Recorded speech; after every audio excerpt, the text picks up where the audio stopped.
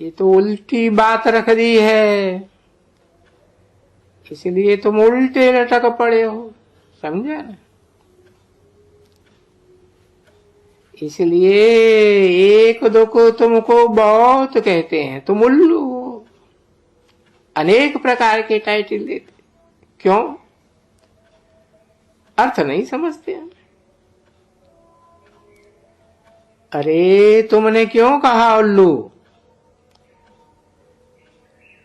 उल्लू तो उल्टे लटकते हैं, मुझे उल्लू क्यों क्यों कहा उल्लू? बहुत नाम देते हैं, खच्चर हो, गधा हो, उल्लू हो, पाजी हो, सांप हो। देखो सन्यासी भी कहते हैं सर्प हो, सर्पिणी हो। कितना ना नाम रखते हैं मनुष्य का, ढेर के ढेर रखते हैं। तो ये क्यों ढेर के ढेर नाम रखते जाते हैं? क्योंकि कहते हैं ना कि 84 जन्म,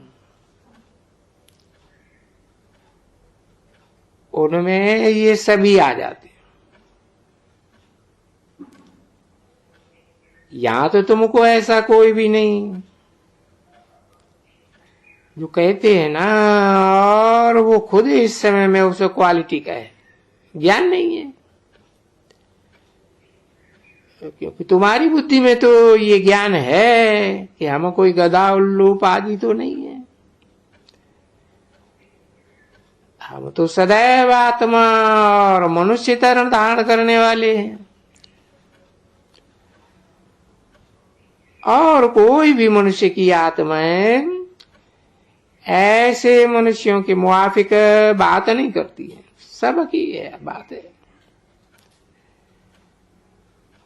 तो आत्मा तो सब चीज में, झाड़ वगैरह जो भी चीज है,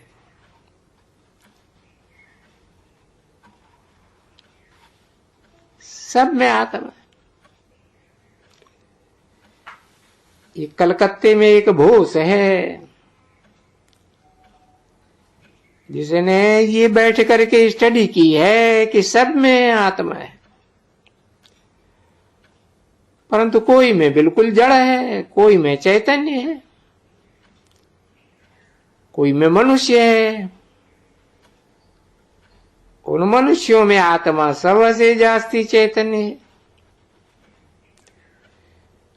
इसलिए गाया जाता है आत्मा में कि आत्मा सत्य चित्त आनंद स्वरूप है। आत्मा की महिमा तो और कोई कर ही नहीं सकते हैं, क्योंकि आत्मा कोई कहते हैं, कहेंगे भला कोई जट जानवर में है, कोई मच्छर में है, कोई पत्थर में है, या कोई भी और चीज में कहेंगे। ये तो ज्ञान का सागर है, ये दुख हरता सुख करता कौन है? और कोई को कह सकेंगे? कोई आत्मा को भी नहीं कह सकेंगे।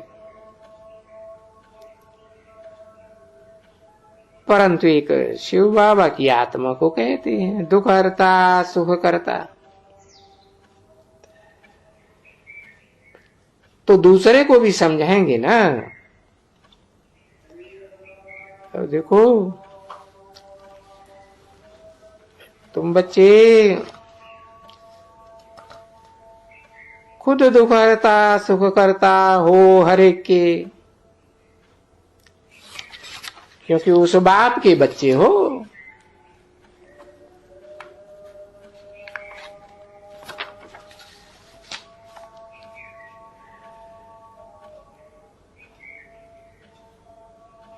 दूसरा तो कोई भी समझाएंगे ना,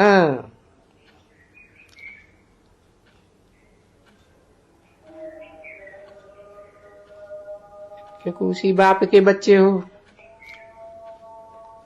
जो सबका दुख हरता सुख देते हैं, सो भी कितने के लिए है, आधा कल्प के लिए। अब ये जो नॉलेज है और तो बच्चों में कोई में है ही नहीं, बिल्कुल नहीं है।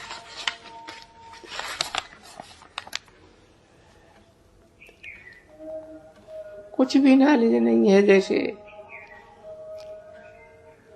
वो नॉलेज फॉर फुल और हम नो नॉलेज है।